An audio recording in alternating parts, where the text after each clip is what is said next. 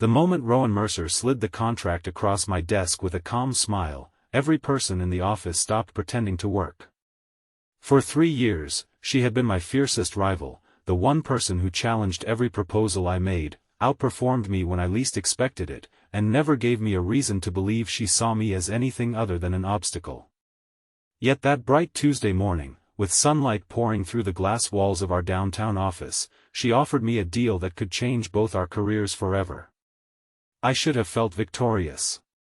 Instead, a strange feeling settled in my chest, and only hours later, after accidentally overhearing something she quietly told her sister, I realized I had misunderstood everything about the woman I thought I knew. If you believe in kindness, forgiveness, hope, and second chances, please take a moment to like this video, leave a meaningful comment, share it with someone who needs encouragement today, and subscribe to our channel to become part of our growing community. Every small act of support helps us continue sharing stories that remind us all how powerful compassion can be. For as long as anyone could remember, Rowan Mercer and I had competed over everything. Promotions, presentations, client meetings, awards, and recognition had become an endless scoreboard between us. I was Callum, a senior project strategist who believed hard work would always speak louder than charm. Rowan believed perfection came through relentless preparation. Whenever one of us succeeded, the other quietly raised the standard. Our co-workers joked that the company should simply give us one shared office because we spent more time arguing over ideas than speaking to anyone else.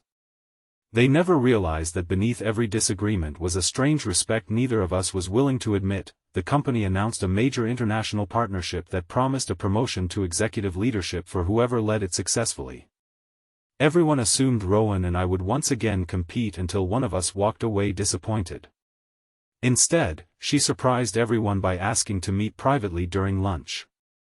The cafeteria overlooked a bright city park filled with families enjoying the warm afternoon sunshine, cyclists crossing nearby paths, and children laughing beside a fountain. Rowan calmly explained that neither of us could finish the project alone within the deadline. She proposed that we combine our strengths, share leadership equally, and accept whatever outcome followed. It sounded impossible. Pride had become part of my identity, and accepting help from my greatest rival felt like admitting weakness. Yet something in her expression seemed different. It wasn't confidence. It looked more like exhaustion. Against every instinct, I accepted. Over the following weeks, the partnership transformed the office. Meetings that once ended in arguments suddenly produced creative solutions. Rowan anticipated risks before they appeared, while I found practical ways to keep every department working together. Clients praised our teamwork, executives noticed dramatic improvements, and coworkers slowly stopped placing quiet bets on which of us would eventually betray the other. For the first time in years, work felt less like a battlefield and more like a purpose. Still, Rowan carried a sadness she carefully hid behind professionalism. She smiled during meetings but often stared silently out the conference room windows after everyone else had left. She skipped celebrations, avoided conversations about weekends, and never joined the rest of us for coffee breaks in the sunny courtyard downstairs. I assumed she simply preferred being alone. One bright afternoon I returned to collect a forgotten notebook from an unused conference room. As I approached the hallway, I heard Rowan speaking softly on her phone.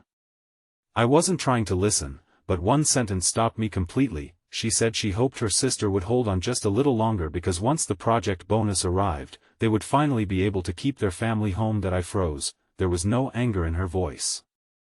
No frustration. Only quiet determination mixed with fear.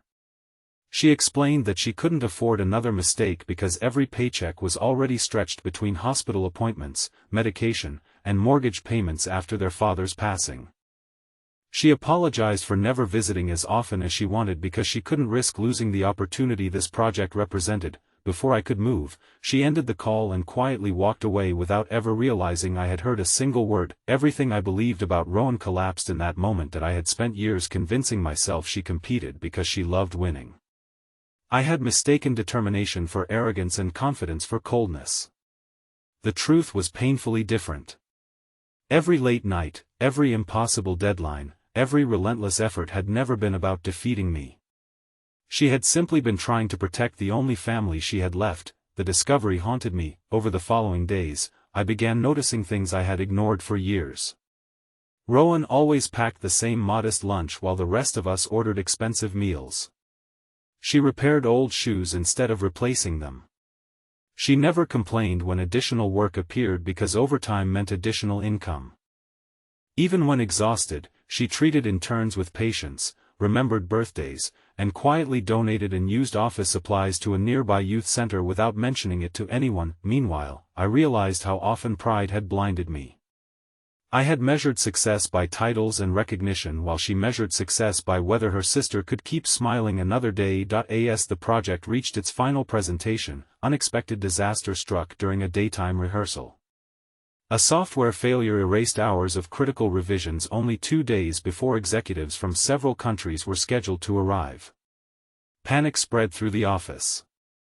Managers feared months of preparation had been destroyed. Without hesitation, Rowan accepted responsibility even though the error hadn't been hers. She believed protecting the team's confidence mattered more than protecting her reputation. Watching her carry that burden broke something inside me. For the first time since joining the company, I stood before everyone and explained exactly what had happened. I admitted the mistake belonged to a shared process rather than one individual and insisted that if anyone deserved recognition, it was Rowan, whose planning had already saved the project countless times before. Silence filled the room. Executives exchanged surprised looks. Co-workers who had spent years watching our rivalry suddenly witnessed something entirely different. Instead of competing, we trusted each other. The following 48 daylight hours became the hardest work either of us had ever experienced. Designers, analysts, assistants, and managers united around a single goal. Rowan inspired calm whenever stress threatened to overwhelm the team. I coordinated every department until missing files were rebuilt, presentations improved, and every problem found a solution. When presentation day arrived, sunlight reflected across the glass headquarters as guests filled the auditorium. Together we delivered the strongest proposal our company had ever produced. Every challenge we had overcome became evidence of resilience instead of failure. The standing ovation lasted longer than either of us expected. A week later, senior leadership announced that the partnership had secured the largest contract in company history. Instead of promoting only one person, they created 2 executive positions because they believed neither success nor leadership should belong to only one individual. The applause around us felt overwhelming, yet the greatest reward came later that afternoon. Human Resources quietly informed Rowan that the project bonus had already been processed earlier than expected due to the exceptional outcome. I watched relief replace years of quiet worry as tears filled her eyes for the first time. She didn't celebrate the promotion. She simply smiled with the peaceful expression of someone who finally believed her family would be safe. Several days later, during another bright afternoon, I visited the neighborhood where Rowan's sister lived. Volunteers from our office had gathered to help repair the aging family home after learning about their situation. No speeches were given. No photographs were taken. Everyone simply painted walls, repaired fences, planted flowers, and laughed together beneath clear blue skies. Rowan looked around in disbelief. For years she had carried every burden alone because she believed asking for help meant failing the people she loved. Instead, she discovered that allowing others to care was sometimes the bravest decision anyone could make. Our rivalry slowly transformed into something far stronger than friendship. We continued challenging each other every day, but now every disagreement came from mutual respect instead of hidden resentment. We celebrated one another's victories because we finally understood that another person's success never diminished our own. The greatest lesson I learned was not about business, ambition, or competition. It was that we rarely know the invisible battles another person is fighting. The colleague we misunderstand may be carrying responsibilities too heavy for anyone to see.